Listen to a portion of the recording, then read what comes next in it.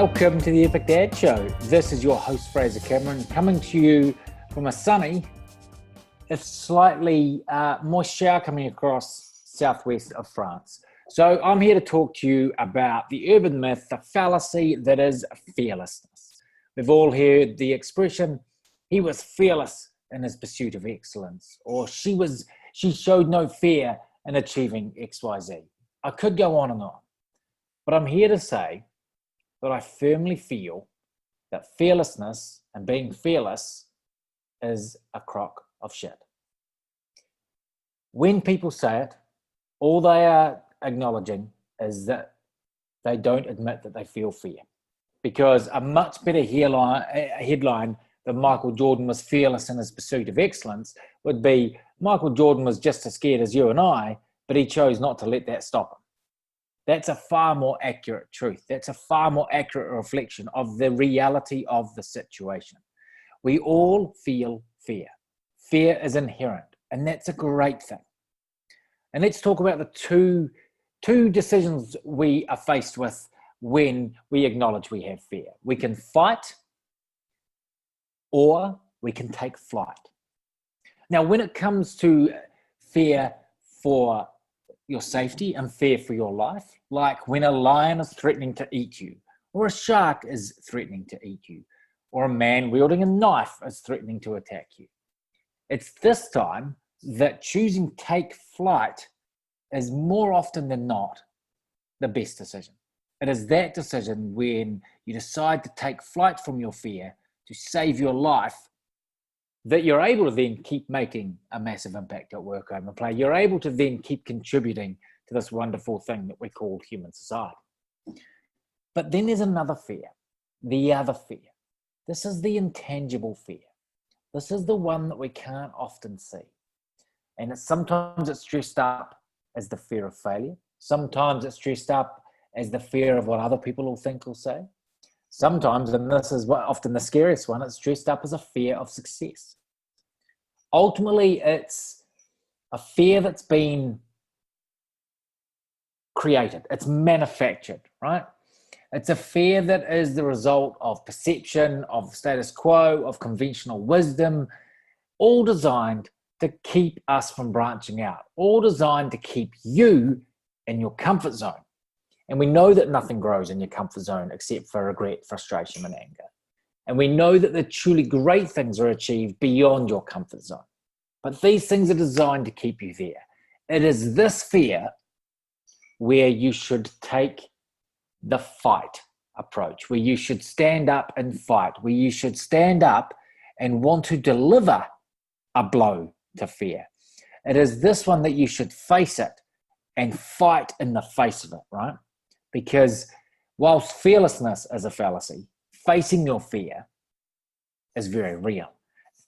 And it's when you face your fear and take purposeful action anyway, that you get to create fun, freedom, and fulfillment. It's when you get to create epic outcomes. It's where you get to have more time, choice, and opportunity. It's where you get to work less, earn more, and play more. Could go on, but you get the picture. But so many people hold back from fighting because they don't know how. Or, not ironically, they are scared of not being able to fight. They're scared that the barrier is too big to overcome.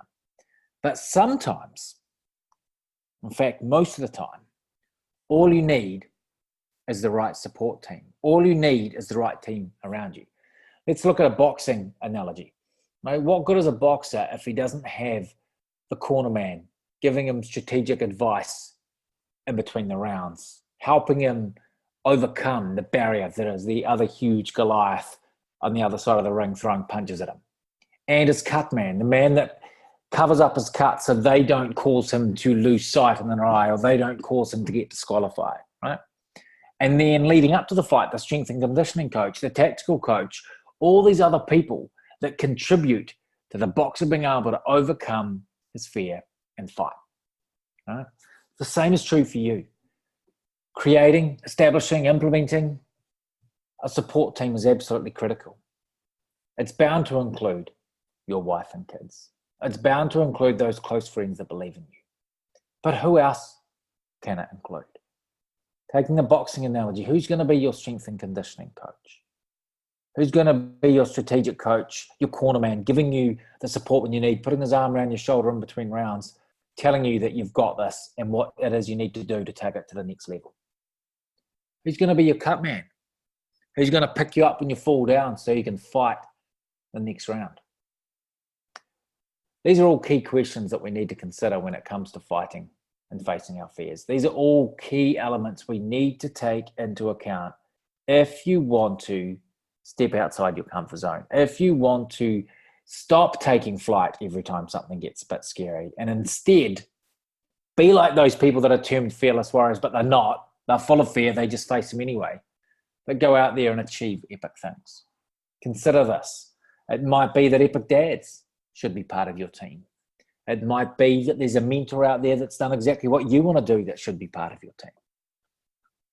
It's really entirely up to you. But I strongly urge you that if you want to stop taking flight with that second type of fear, with the intangible fear, if you want to start facing up to it and start branching out and stepping beyond your comfort zone, go out there, seek some support, surround yourself with an epic team so you can achieve epic outcomes. It starts with you, but who you surround yourself with is a massive indicator of just how much fulfillment you're going to achieve. Don't do it alone. Don't be scared of asking for help. We've been told that it's a sign of weakness, but it's really not. It's a sign of strength. If you don't ask for help and keep on making the same mistake over and over again, that to me epitomizes weakness. Get a support team in place so you can take on the world, so you can show the world just what you're capable of. Excuse me. Sorry. I didn't want to burp out loud, but I managed to hide it, I hope. But go out there, create something epic. If you want epic dads to be part of that, reach out and let's have a chat and see if we're a fit. But get your corner man sorted, get your cut man sorted, get your strength and conditioning coach sorted. Go out there and take on the world.